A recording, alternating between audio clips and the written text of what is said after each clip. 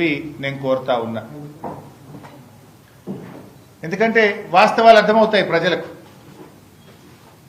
వాస్తవాలు ప్రజలకు అర్థమవుతాయి.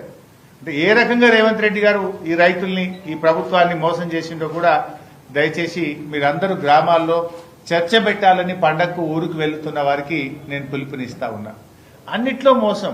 రైతు భరోసా ఇప్పుడైతే 10,000, నేనొస్తే 15,000 అన్నాడు, మోసం. వ్యవసాయ కూలీలందరికీ 12,000 ఇస్తా అన్నాడు, మోసం. అన్ని పంటలకు బోనస్ అన్నాడు, మోసం. పంటలకు బీమా అన్నాడు, మోసం. రైతు రుణమాఫీ అందరికీ చేస్తానన్నాడు, మోసం.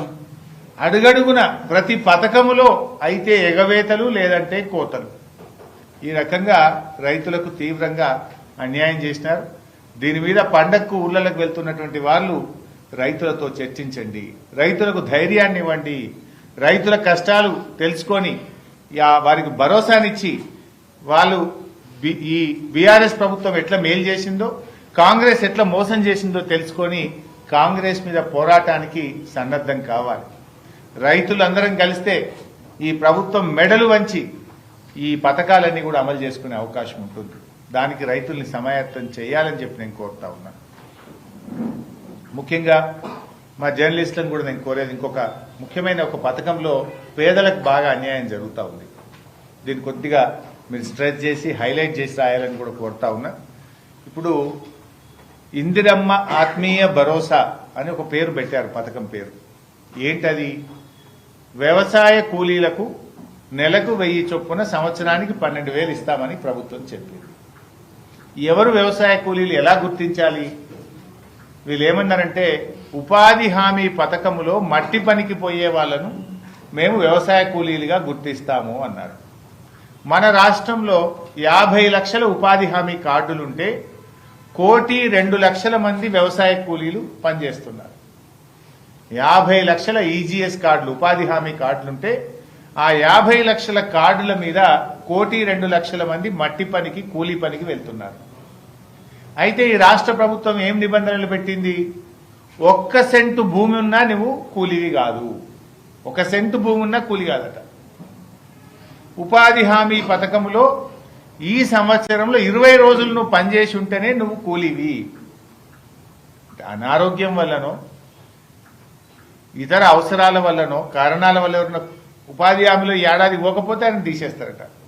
సెంటు భూమి ఉంటే కూడా ఉండడట. సెంటు భూమిలో ఏమైనా పంట పంటదా? మీరు ఒకసారి ఆలోచించండి.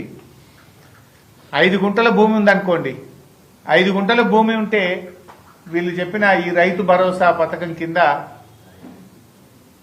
6,000 ఒక పంటకు, 6,000 ఒక పంటకు అన్నారు, 12,000. 5 గుంటలు ఉన్న వాళ్ళకి ఎంత వస్తుంది? 750. వానకాలం 750, యాసంగి అంటే 5 గుంటలు ఉన్న రైతుకు 1,500 రూపాయలు వస్తుంది. నువ్వు 5 గుంటలు ఉన్నందుకు వ్యవసాయ కూలీ కింద నీకు 12,000 ఇయ్య అంటుండు రేవంత్ రెడ్డి. ఇప్పుడు 5 గుంటలు ఉండుడే శాపమా?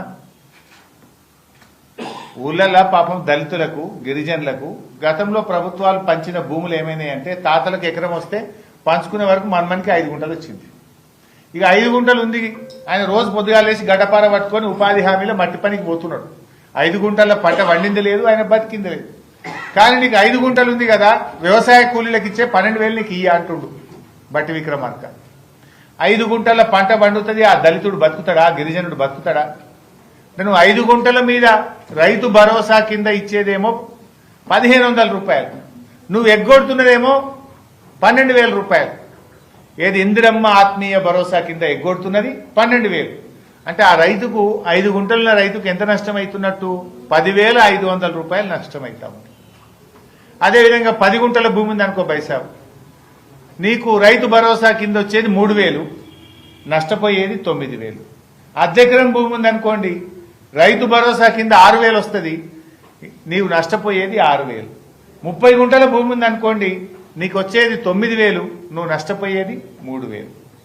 అంటే ఈ రాష్ట్రంలో మీకు ఐడియా ఉండాలి, ఎకరం కంటే తక్కువ భూమి ఉన్నటువంటి రైతులు ఎందరు అంటే 24,57,000 మంది రైతులు ఉన్నారు. ఎకరం కంటే తక్కువ భూమి ఉన్న వాళ్ళు